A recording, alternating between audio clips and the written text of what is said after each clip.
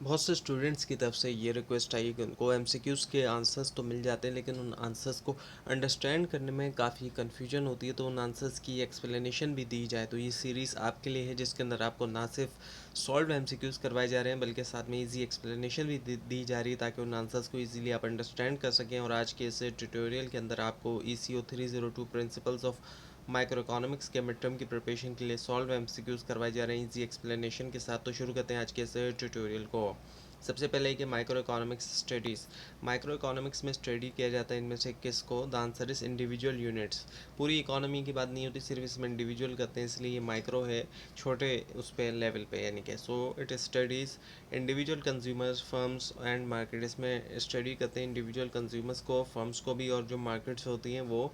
So basic economic problem is, basic जो बुनियादी जो इकोनॉमिक प्रॉब्लम है वो असल में क्या है? स्केर्सिटी की। सो इसका मतलब क्या है कि means limited resources with unlimited wants. हम देखते हैं कि रिसोर्सेज लिमिटेड है, अब चाहे जितने भी ज़्यादा हों, लेकिन है वो लिमिट, आखिर उसकी एक लिमिट है। चाहे कोई कंट्री जितना भी डेवलप है, जितना भी पैसा है वहाँ पर, लेकिन वहाँ के भी रिसोर्सेज लिमिटेड है, ऐसा नहीं है कि वहाँ अनलिमिटेड है। और जबकि वांट्स जो है वो अनलिमिटेड है, इंसान की जो वांट है, ख्वाहिशात है, वो अनलिमिटेड है। हम जो है वो एक चीज़ मिल जाए तो हम चाहेंगे उससे भी ज़्यादा, उससे भी ज़्यादा, इस तरह। तो अनलिमिटेड वांट है, जबकि रिसोर्सेज लिमिटेड होते हैं। ये हो सकता है वक्त के साथ उनको बढ़ाया जा सकता है, लेकिन एक वक्त में वो हमेशा लिमिटेड ही होते हैं। तो लेकिन वांट्स हमेशा अनलिमिटेड होती हैं, इंसान की ख्वाहिशात। So opportunity cost means, opportunity cost का इसमें से क्या मतलब है? वो है next best alternative. So it is the value of next best alternative for कौन? ये वैल्यू होती है जो अगला बेहतर जो अल्टरनेटिव जिसको, जिसके बदले कोई दूसरी चीज़ की जा रही है। यानी कि अब इसकी अगर एग्जांपल देखें, इजी एग्जांपल, तो इस वक्त आप जो है वो ये ट्यूटोरियल देख रहे हैं या फिर स्टडी कर रहे हैं, तो आपने इसकी कोई अलग से कोई फ़ीस तो पे नहीं की, ना इस ट्यूटोरियल की, ना आपने स्टडी करने की, लेकिन आप एक कॉस्ट तब भी दे रहे हैं। और वो कॉस्ट जो है वो कोई पैसों वाली कॉस्ट नहीं है, बल्कि वो अपॉर्चुनिटी कॉस्ट है। यानी कि आप इस वक्त कोई और काम भी कर सकते थे, यानी कि आप कोई इंटरटेनमेंट भी कर सकते थे, आप कुछ और देख सकते थे, कोई मूवी वगैरह भी आप देख सकते थे, लेकिन आप ये ट्यूटोरियल देख रहे हैं या स्टडी कर रहे हैं, तो ये एक अपॉर्चुनिटी कॉस्ट है कि एक काम को छोड़ के आप दूसरा काम कर रहे हैं। तो यही अपॉर्चुनिटी कॉस्ट है, और इसमें ट्रेड ऑफ होता है। So now law of demand states. Law of demand हमें बताता है क्या? Price increase, demand decrease. जब प्राइस बढ़ते हैं तो जो क्वांटिटी डिमांड है वो घट जाती है। So higher price reduces quantity demand. Price ज़्यादा तो क्वांटिटी डिमांड में कमी आती है। Now demand curve slopes. Demand curve का अगर हम स्लोप देखते हैं तो वो कैसा होता है? वो डाउनवर्ड होता है, कुछ इस तरीके से होता है। जब ग्राफ के ऊपर आप देखते हैं तो वो नीचे की तरफ जा रहा है। So it slope downward due to inverse relationship. Inverse relationship की वजह से ये स्लोप जो है वो डाउनवर्ड है, नीचे की तरफ जा रहा है। एक चीज़ बड़ी, एक कम हो रही है, इस वजह से। Supply increases van. सप्लाई के अंदर इजाफा होता है कब? Van price increases. जब प्राइस बढ़ते हैं तो ही सप्लाई के अंदर इजाफा होता है। So higher price encourage producer to supply more. जितने ज़्यादा प्राइस बढ़ते हैं तो प्रोड्यूसर उतना इनकरेज होता है कि सप्लाई ज़्यादा करे। So market equilibrium occurs when. Market equilibrium कब होता है? जब डिमांड और सप्लाई ये दोनों ही बराबर होते हैं, एक तरफ डिमांड और एक तरफ सप्लाई। तो जिस पॉइंट पे ये दोनों बराबर है वो इक्विलिब्रियम का पॉइंट कहलाया जाता है। So equilibrium is where demand equal supply. जब डिमांड और सप्लाई दोनों जहाँ पर बराबर होते हैं। Now price elasticity of demand measures. Price elasticity of demand measure करता है इनमें से क्या? Responsiveness of demand. जो डिमांड की रिस्पॉन्सिवनेस है, so it measures how demand response to price change. ये मेजर करता है कि कैसे डिमांड रिस्पॉन्ड देती है जो प्राइस के अंदर चेंज आ रहा है, प्राइस के मुकाबले में डिमांड में कितना चेंज आ रहा है, यानी ज़्यादा ये कम आ रहा है, ये चीज़ है असल। इफ़ डिमांड इज़ इलास्टिक, अगर डिमांड इलास्टिक होगी तो इसका मतलब क्या होगा? Change in prices cause big change in demand. यानी कि डिमांड में ज़्यादा चेंज आएगा प्राइस के मुकाबले में, तो इलास्टिसिटी है, खिंचाव है, यानी कि small price change causes large demand change.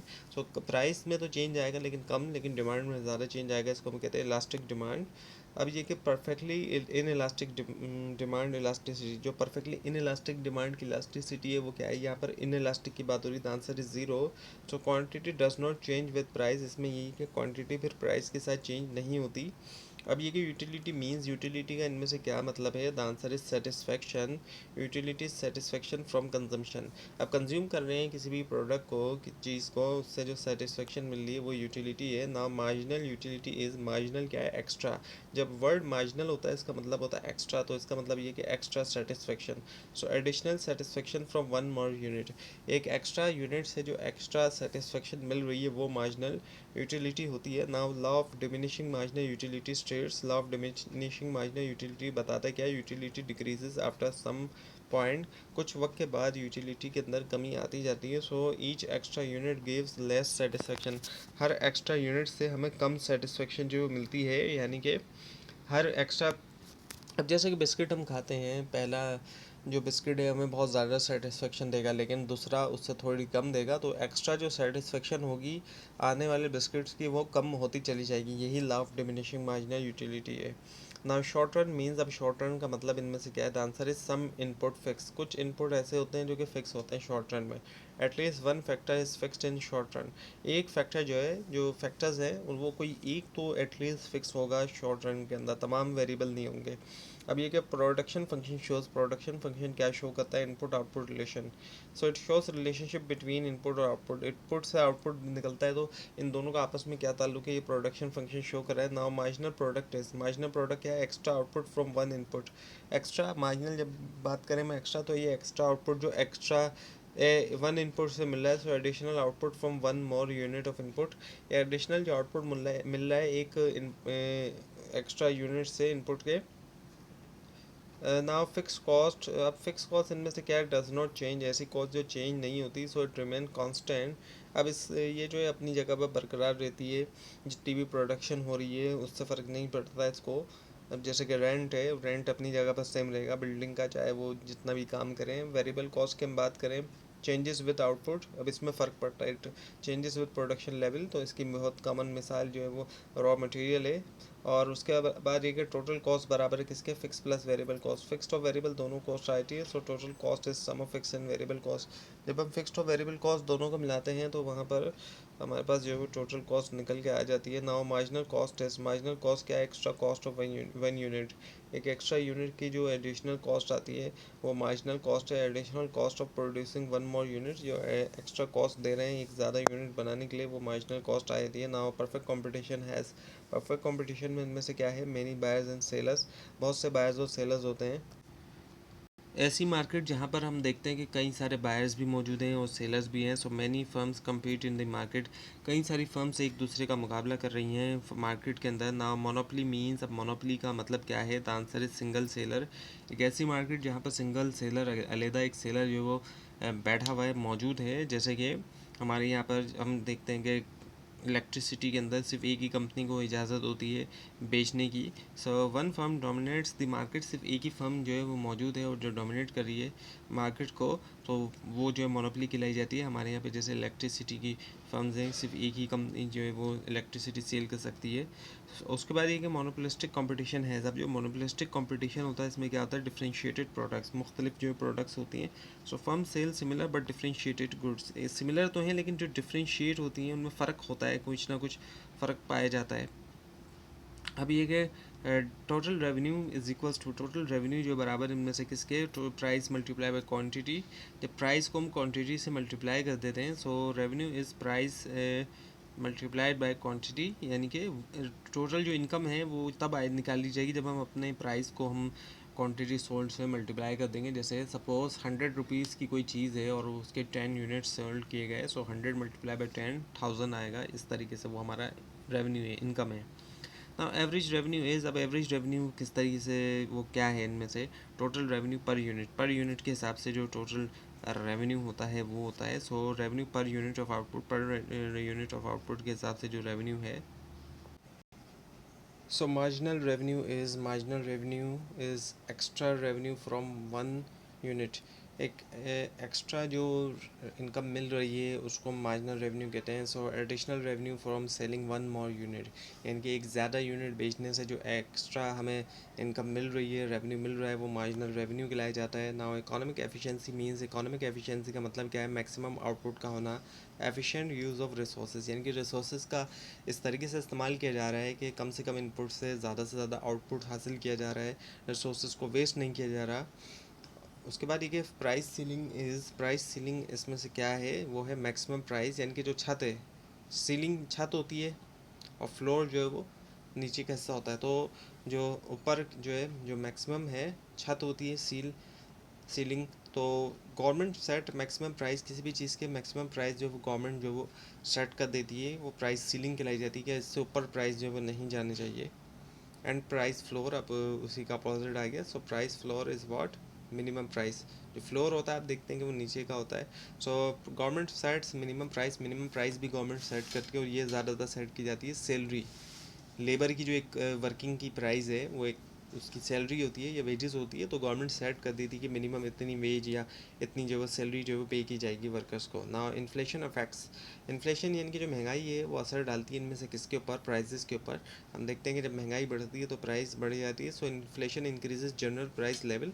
हम देखते हैं कि महंगाई बढ़ने से क्या हो रहा है कि जनरल प्राइस लेवल जो है वो बढ़ जाता है, यानी कि तमाम चीज़ों के तकरीबन हम देखते हैं या ज़्यादातर चीज़ों के अशिया के प्राइस के अंदर कीमतों में इजाफा देखने में आता है। Now demand curve shift due to, demand curve जो शिफ्ट होती है इनमें से किसकी वजह से, इनकम एंड प्रेफरेंसेस की वजह से।